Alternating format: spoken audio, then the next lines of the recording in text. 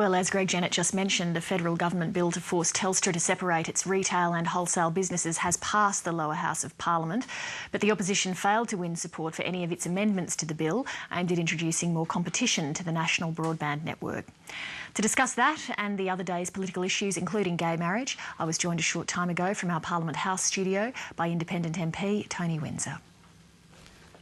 Tony Windsor, thank you for joining us. Oh, pleasure, Lee. Tonight the Parliament voted against the coalition amendments to the NBN, but would you be interested in seeing if there is a way to have more scrutiny of the NBN if it could be done without delaying the rollout? Well, I think there's a role for the ACCC in relation to the NBN rollout, but I think we've fiddled around with this long enough. We've lost a decade in relation to movements, political activity in relation to telecommunications. I think it's time we moved on with this. I think the opposition's agenda has been very clear. Tony Abbott made statements earlier today that it was about demolishing the NBN. So I think any amendments now that they introduce have one aim in mind, and that's to delay rather than assist in terms of scrutiny or transparency. You said there is a role for the ACCC. What do you think that role should be? Well, they do have a role in terms of the migration of activity from Telstra into NBN. There's various roles that they have to play in terms of the conversion from Telstra into NBN, or that section of it. And is that sufficient, do you think? I think it will be, and obviously there's the Parliament and the people as well, and there'll be some activity in the Senate too. I think I'm hopeful that the business plan will actually be out before the deliberations go through the Senate. So you'd like to see that business plan out then before Parliament rises for this year?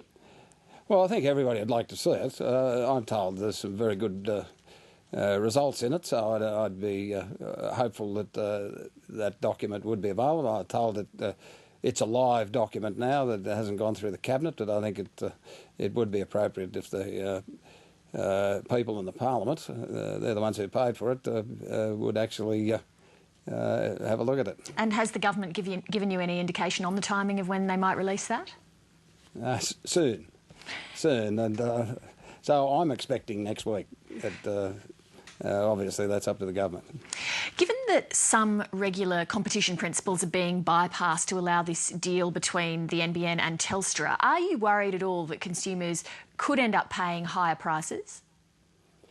Well, Malcolm Turnbull's been making that point. I think the real point that needs to be made here is that in terms of competition between the various telcos, I don't have an issue with one backbone existing across the nation because, we've seen what happened with some of the television networks where they're trying to duplicate networks and those sorts of things.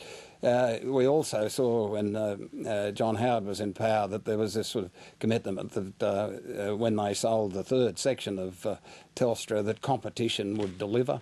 It's obvious that it won't deliver in certain sections of the nation. So I think that, in my mind, we do need to develop a backbone, a railway line in that sense, and then let all the competitors go in terms of the delivery of retail services. So I'm comfortable with that. I know Malcolm has been suggesting that the coaxial cable in Sydney should be left as some sort of competitor, but I think it's really time we moved away from the mistakes we made in the past in terms of the separation of activity in Telstra, the structural separation. Get on with it now and get this very important piece of infrastructure rolled out.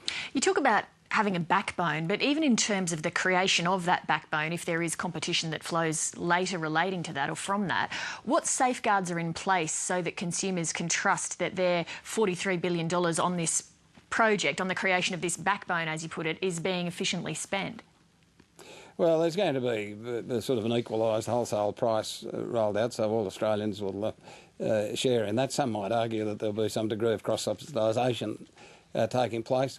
I don't have a problem with that again, particularly coming from the country. I think in terms of that rollout, we're going to need equity of access and equity of pricing in terms of the wholesale mechanism. And that'll unfold as time goes on, I guess, but I'm comfortable with where things are at. The OECD remarks that have come out about the fact that this monopoly model might be ideal hasn't given you pause at all? No, because I think it's had an each way bet. It's virtually endorsed the system and said it may be better doing it a little bit this way or a little bit that way. Well, we've all got things that we could do a little bit better. The government has made a determination. It went to the polls on it. I supported it in terms of the formation of government as being one of the definitive issues, something that's very important, in my view, to country Australians. It's the one piece of infrastructure that I've seen in my public life that actually negates distance as being a disadvantage of living in the country. And it can have an enormous impact on a whole range of activities, health, education, business, just normal private activities, but also if we do move into a carbon economy, there's a whole range of activities that where savings can be made in terms of some of the teleconferencing, those sorts of real-time things that can be achieved through the optic cable, aged care, the medicine, a range of things that I think, and some of the things that I know Malcolm Turnbull argued for the Productivity Commission to look into to do a benefit cost analysis. I think it's very difficult to do that in a circumstance when you don't know some of the services that will be delivered in the next 10 to 25 years. Question time was pretty fractious today. You helped craft some of the new procedures for Parliament after the election, including question time reform. How do you think that's working out so far? Oh, I think it's going well. The questions are shorter and the answers are more precise. We'll never get totally rid, and neither should we, in my view, get rid of some of the argy-bargy that takes place. But I think it's tightened up considerably. The Speaker is picking the ministers up and some of the interjectors up from time to time in relation to the standing orders. So, and the general commentary that I get, both within the Parliament and particularly from the press and quite often from the public, is that it's better than it was, and I think they appreciate the Speaker's role being a bit more, a bit freer in terms of being able to bring people back to order. And do you think that level of independence is actually working out? Yes, we'll give it time. I think it is. I think it's heading in the right direction. I think all of us starting to feel a bit more comfortable in what is an unusual circumstance, that of a hung Parliament. I think the opposition is actually really starting to adapt to that process, particularly in the last couple of weeks. I thought everybody started a bit loose in the sense that they were trying to play the old game without the grass on the football field. I'm confident that it will work. I think it'll be an exciting Parliament, actually. I think there's a lot of very interesting things that are going to unfold as the next year progresses. As we all know, of course, you were critical in helping the Gillard government return to power. How do you rate their performance so far? I think they're settling in. I think all of us are. I think the first 3 or 4 months of next year will be the determining factor in terms of how Julia Gillard's putting her stamp on this particular Parliament. So the jury's out. I think both the government and the opposition are in that adjustment phase, and it wouldn't be an easy phase for both of them, but I think they're starting to settle into it. The Labor figure Graham Richardson has criticised the Gillard government for lacking a vision, and that's a line, obviously, that Tony Abbott picked up on in question time today and yesterday. Can you identify a vision yet for the Labor government? Well, I think there's a number of things. Excuse me, Lee. I think there's a number of things that are potentially visionary in a sense. The Murray-Darling arrangements. I think and I'm chairing a committee that's actually looking at that. I think there's enormous potential to utilise the hung Parliament to come up with a range of recommendations that actually solve the problem, but don't sell the communities on the river down the drain. I think the nature of this Parliament could really assist in delivering a solution there. I think in terms of the climate change debate, I'm also on that multi-party arrangement that's looking at that. I think if we step back and look at some of those things, who knows what will come out at the end of 12 months.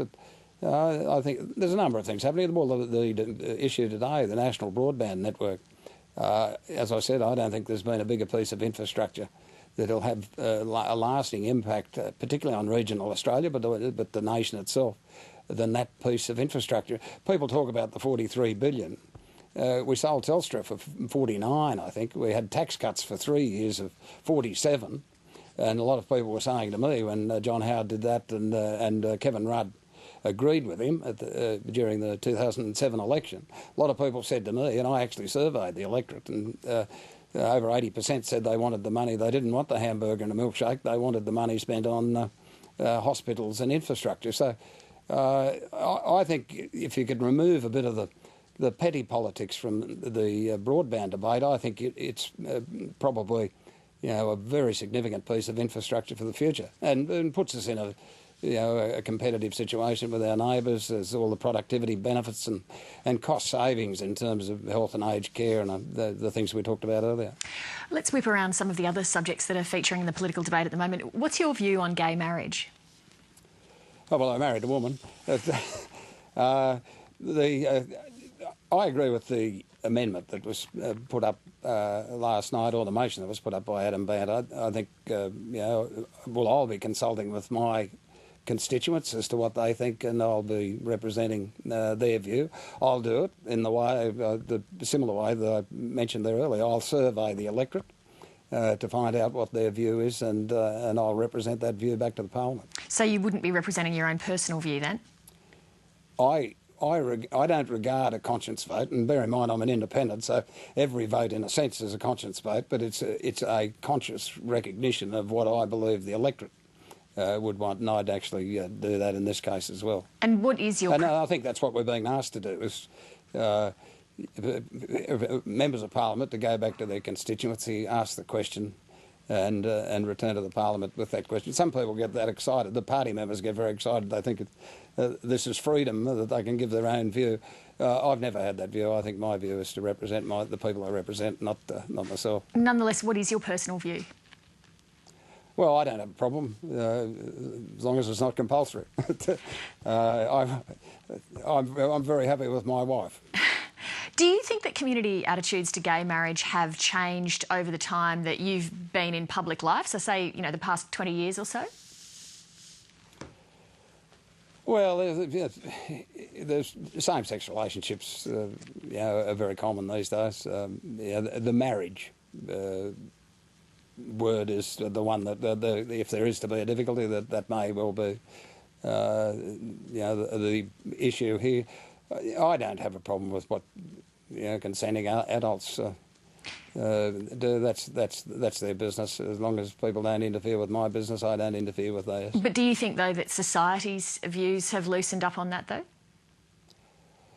Slightly, but that's, I think we'll find out by referring back to our constituencies. And I think it's very important that we actually do, as members, represent our constituencies, not our private views. I think this is, we're not special people because we're members of Parliament. We represent constituencies, and my private views and that of my constituency may be completely different. And I've represented things into the Parliament before that I haven't personally agreed with, but that's not... I'm no technical expert on everything, and I'm there to represent my community. Yesterday, Tony Abbott introduced a private members' bill aimed at overturning the Wild Rivers legislation in Queensland. When you were asked about this last month, you said that you didn't understand all the issues, so you weren't yet sure where you stood. Have you formed an opinion yet on that? No, and I've met with people from the Gulf today, and I've had a number of meetings with people from the Gulf, and I've given an undertaking that I won't make a decision on that until I go up and actually talk to people on the ground. It may well be difficult for me to get there because I've got a tame river in the terms of the Murray-Darling that I've got to wrestle with through January with a committee that I'm on, but I'll attempt to do that and then make a decision. If that can't be done, well, I'll have to make decision without going up there. Tony Windsor, good to have your company. Thank you very much. Okay, thanks, Lee.